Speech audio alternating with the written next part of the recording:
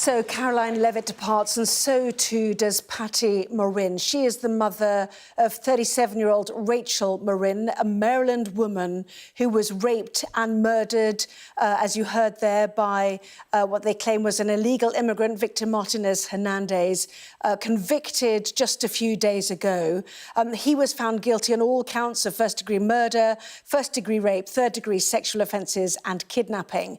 The point being that Rachel Morin was a woman from Maryland, and the person at the centre of court cases has been described as a Maryland father by the Democratic Senator for Maryland, Chris Van Hollen, who has travelled to El Salvador to try to meet Kilmar Abrego Garcia, the Salvadorian man mistakenly deported and being held in a notorious prison in the country. Taxpayer dollars, you might have heard Caroline Levitt declare there, were possibly used to get Senator Van Hollen to El Salvador.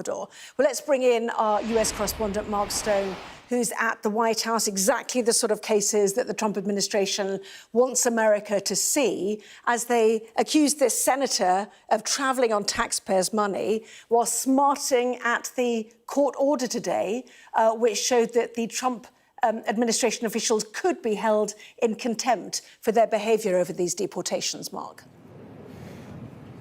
Yes, let me just say, first of all, that there are moments at that White House podium, which is such an iconic spot, isn't it, where the moments that you really do remember, and I think we just saw one of those. I remember a few years ago, the actor Matthew McConaughey was at that podium giving a very, very angry speech about gun crime in America after the Uvalde murders, the Uvalde shooting. That was a moment I will never forget, and I think this was another one. The mother of a woman who was raped and murdered in Maryland a few years ago by an illegal immigrant who stood trial recently and was found guilty for the murder of her daughter. She had chosen, on the invitation of the White House, to come here to the press room at quite short notice, very short notice, to tell the gathered media, who were, you could hear a pin drop in there, a rowdy press room, extremely quiet today, to listen to the testimony of this mother, describing in graphic detail how her daughter was raped and murdered over a prolonged period and then murdered. It was gruesome to hear, and she pointed out that much of the detail of that crime was not reported at the time on the orders of the police, but now it can be reported. Now, the context, as you were describing, Anna, is the case of one completely different Maryland man who has been deported to El Salvador. He is from El Salvador, as is the person who was being convicted of that rape and murder.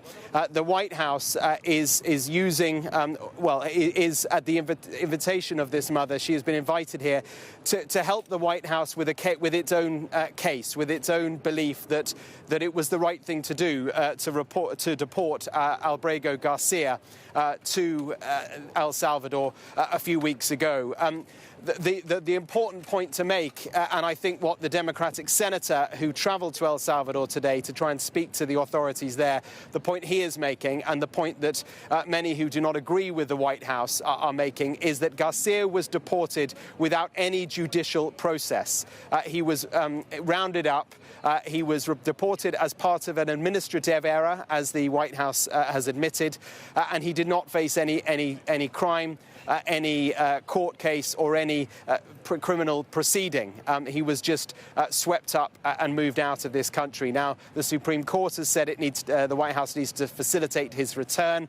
The White House has said it will not do that. So the backdrop is an almighty constitutional battle that comes down to this one man, Abrego Garcia. But into that has come this utterly harrowing case that many Americans, many people around the world would not have been aware of until now, about the murder of a young woman by a separate illegal immigrant a few years ago.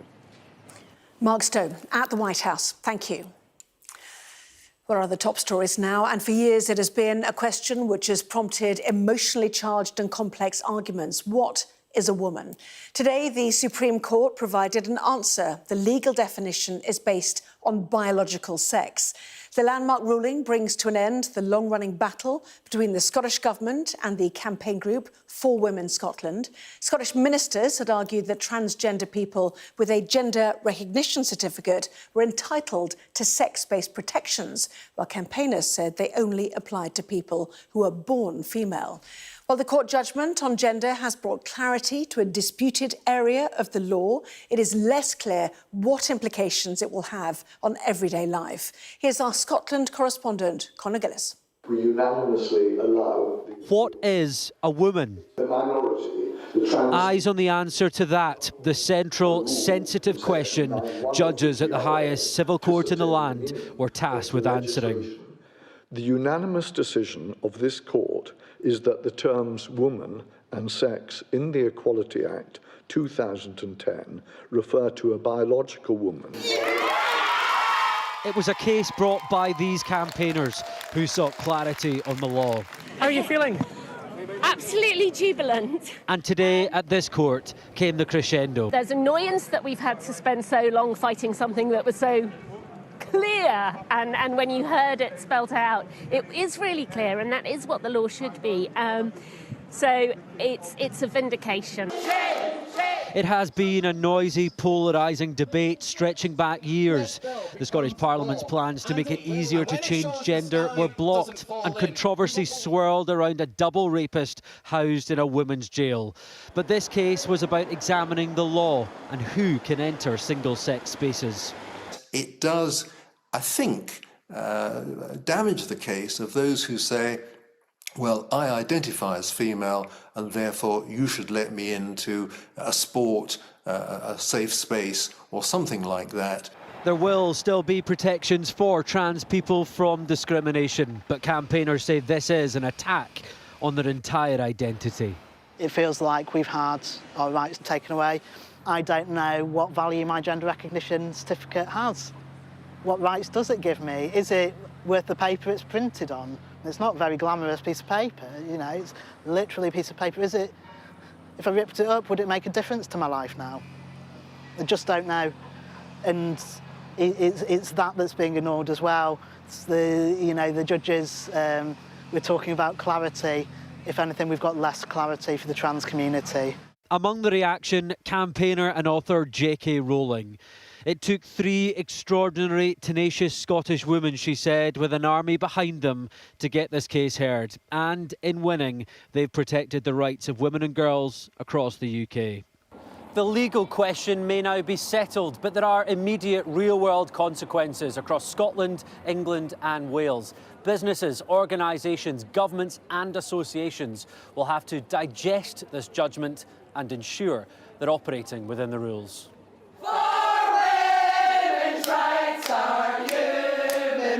They may think this is a victory, but judges stress there are no winners and no losers. This decision is far from the end of the story. Well, let's bring in Conor in Edinburgh now. So a watershed moment, Conor, with big policy implications. What has the response been? Yeah, landmark day here in Scotland and across the UK, because let's remember this started as a Scottish row. It rolled through the courts north of the border for years and culminated in this. Essentially, the Scottish Government was being taken to court for allowing trans women to be counted as women when it came to gender balance on public sector boards. The reaction from ministers here in Edinburgh tonight, well, they say that they accept this landmark ruling from the Supreme Court judges, and they now say they intend on protecting the rights for everyone. What does that mean? Well, we'll hopefully find out in the coming days and weeks. A slightly different position, more concrete position from UK ministers. Let's have a view now of what Downing Street has said in reaction to this. A spokesperson saying, "We have always supported the protection of single-sex spaces based on biological sex." They say this ruling brings clarity and confidence for women and service providers such as hospitals, refuges and sports clubs. And they conclude single-sex spaces are protected in law and will always be protected by this government. Well, reaction to today from the opposition and the Conservatives, Kemi Badenoch. Let's have a listen. Sex has always meant biological sex, and what we have seen is a lot of people misinterpreting the law. They've had guidelines from all sorts of organisations that actually do not follow the law. So I really welcome this judgment. We need more. We need better clarification in legislation. The Equality Act could be improved. When I was Minister for Equalities, I was working on legislation to actually clarify that sex in the Act meant biological sex. And I think this is really a victory for all of those women who've had to go to court to fight for rights that they already had. I talked about real-world examples. One example, NHS England's policy until today has been that trans people should be accommodated according to the way that they dress and their pronouns. That tonight is being reviewed, and certainly they are not alone on this, a landmark day. Connor, live for us there in Edinburgh. Many thanks. Now, the leader of Birmingham City Council has told Sky News he is absolutely determined to bring the strike to an end. John Cotton says there is a fair and reasonable deal on the table for refuse workers who have walked out, and there's no need for anyone to lose out. But despite a fresh round of talks today, there is still no breakthrough. The Unite Union says the council is lying over the terms of the offer. Our Midlands correspondent Lisa Dowd has this report. The leaders of the UK's second city know that this is a very bad look. It will take some time to get rid of the rats who found a home here, but the council claim they have taken most of the rubbish away. Tell that to the queues of residents, where getting access to the tip has become a competitive sport. It was difficult to get the slot. I had to do it in the middle of the night, literally at 4 o'clock in the morning. Do you have sympathy with the bin workers? No, not really. Don't have any sympathy for them at all. I have had enough, really, yeah. I was sympathetic a bit at first, but a bit less so now. Solidarity with the workers and that, because I wouldn't probably accept an £8 pay cut. I mean, obviously it's taken its toll a bit on the whole city now, isn't it? The strike has entered its 5th week. The council says it needs to end. So there's a very fair and reasonable offer on the table from the council that means that none of the workers who are affected by the changes that we're making to the service need to lose out. What would you say to the people of Birmingham who themselves have told me again today they see no end in sight to this dispute when they are paying some very high council tax rises? And I absolutely get the frustration and annoyance that there is amongst the people of Birmingham. I'm probably myself, I live here, so, you know, I experience this on a day-to-day basis. We are absolutely determined to bring this dispute to a conclusion. Union leaders say talks are going nowhere. Now, I can't make the connection between a council leader saying that nobody needs to lose any pay and then its negotiators turning up today with absolutely no proposals and only wanting to hear from us, and once they heard from us, not willing to respond and saying they don't want to meet with us again until Wednesday of next week. Well, here's our response to that. We will meet you anytime, any place, anywhere. The council says that at its worst there were 22,000 tonnes of rubbish on the city's streets. They say they've collected most of that now, with the rest of the backlog expected to be cleared soon. It's agency workers doing most of that, and some can't see the council bin workers returning anytime soon. Does it feel like there's an end in sight for this bin strike? Do you feel, or do you think? No, I can't see one coming. Can't see it will last longer. They are digging the heels in. Do you blame them? No. The union is warning that they have a mandate for strike action until September, but the council hopes to get back to weekly household rubbish collections soon, using a temporary workforce. Lisa Dowd, Sky News, Birmingham. Well, here the Chancellor has welcomed a bigger than expected fall in inflation, although economists say the rate is expected to rise again next month. It fell to 2.6% in March, largely thanks to a dip in fuel prices. Our business correspondent Paul Kelso has the details. Good news on inflation, at least for now. Let's have a little look at the numbers. This is consumer price inflation. We see that huge spike above 11% caused by the war in Ukraine. It's fallen down. What have we learnt? We've learnt that in March it fell to 2.6%. That's down on February and January, still above the Bank of England's target. That's the red line, but encouraging for consumers and even perhaps the Chancellor nonetheless. Let's look at the underlying figures which help tell the story. This is the CPI line I just showed you. The light blue is February.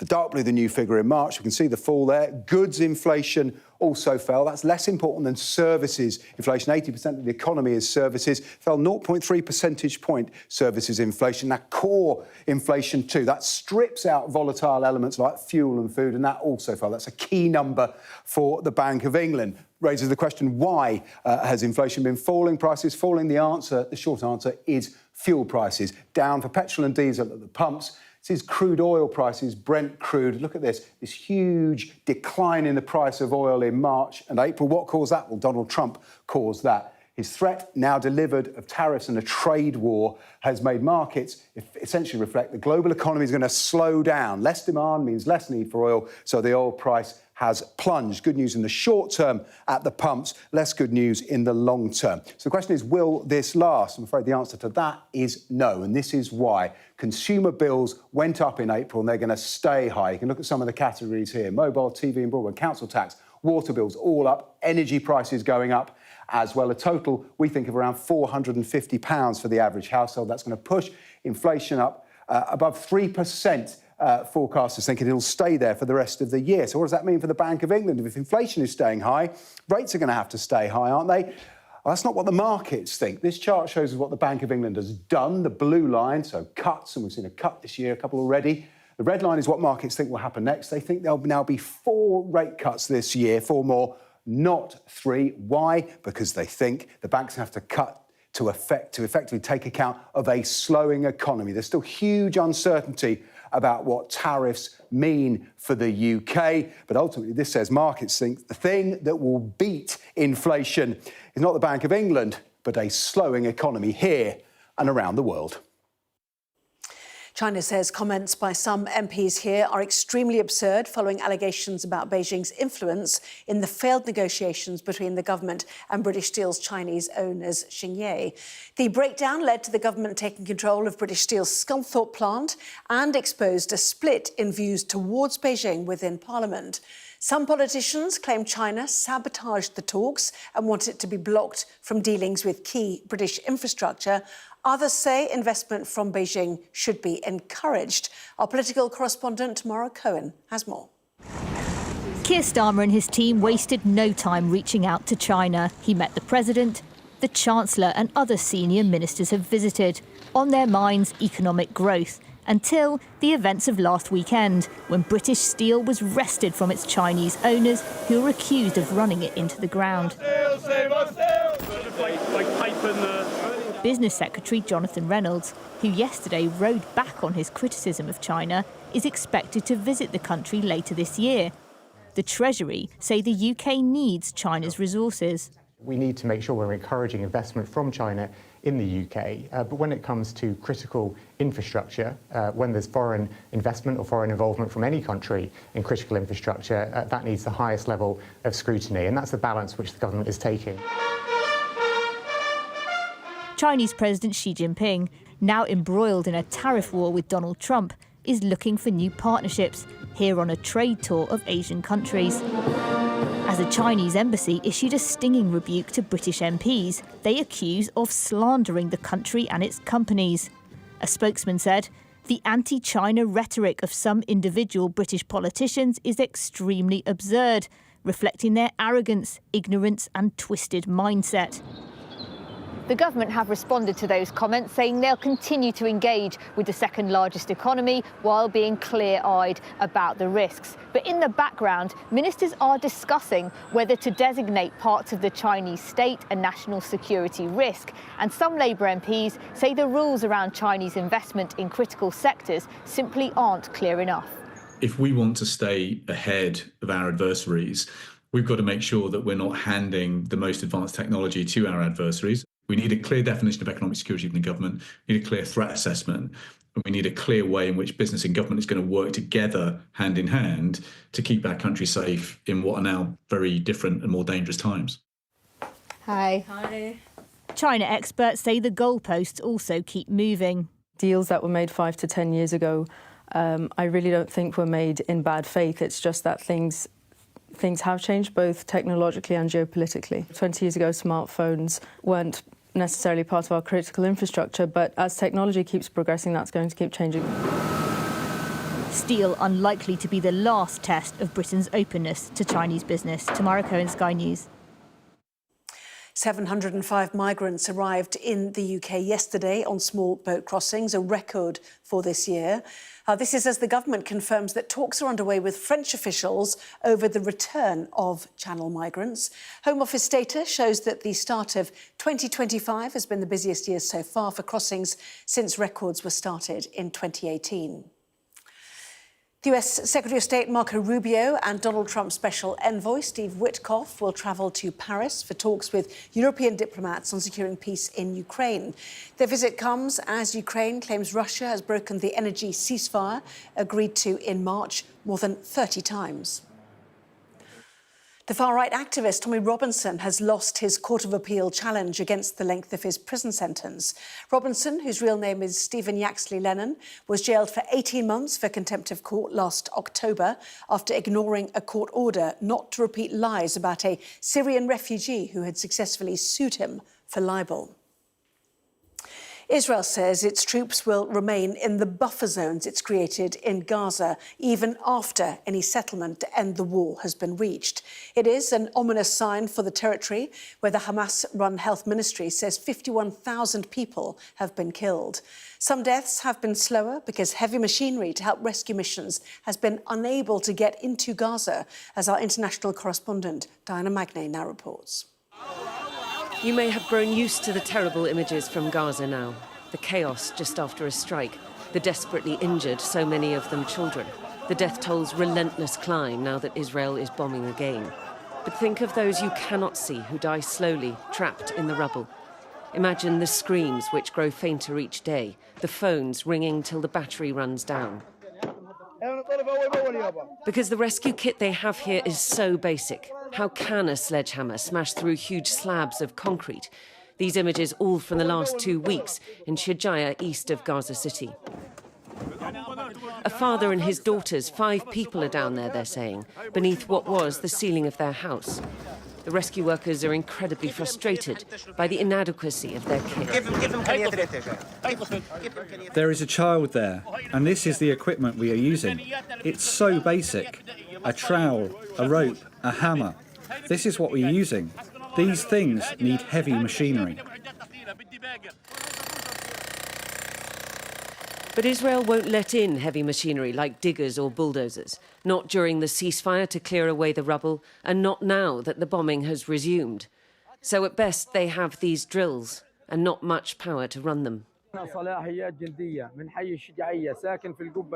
2 weeks ago, Salah Jundia made this desperate appeal to save 15 of his extended family trapped beneath the rubble after a strike in Shujaiya, 3 adults and 12 children.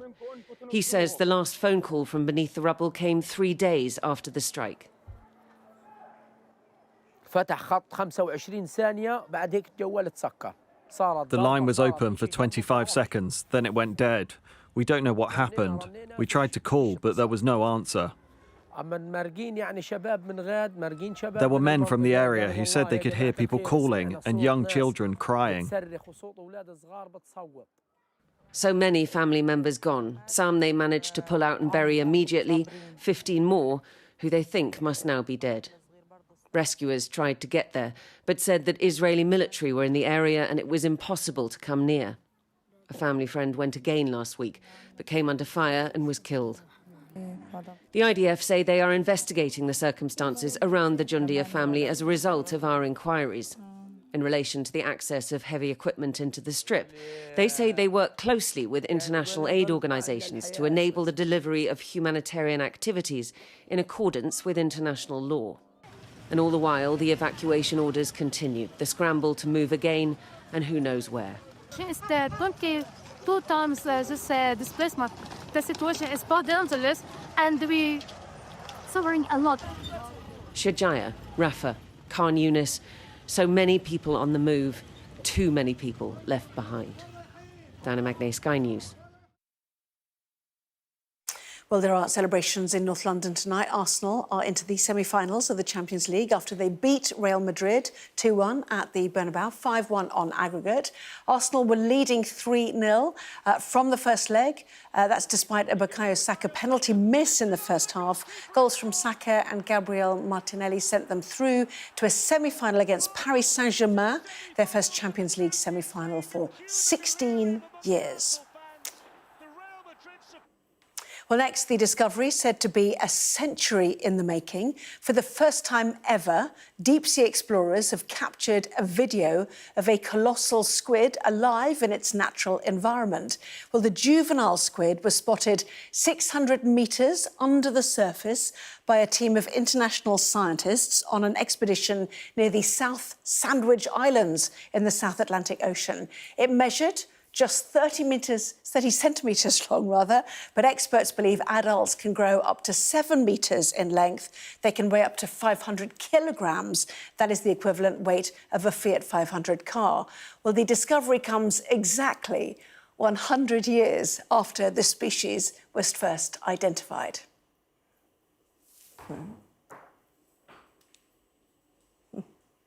Bit mesmeric to watch that, wasn't it? That was Sky News at 10. Coming up, we will be taking a first look at tomorrow's newspapers in the press preview tonight, joined by the chief political correspondent of The Times, Aubrey Allegretti, and the Whitehall editor of the Daily Mail, Claire Ellicott. Among the stories, we'll be discussing the Supreme Court's ruling today that the legal definition of a woman is based on biological sex. Shown here on the front page of the Metro, trans women, not women. Discussing that after this.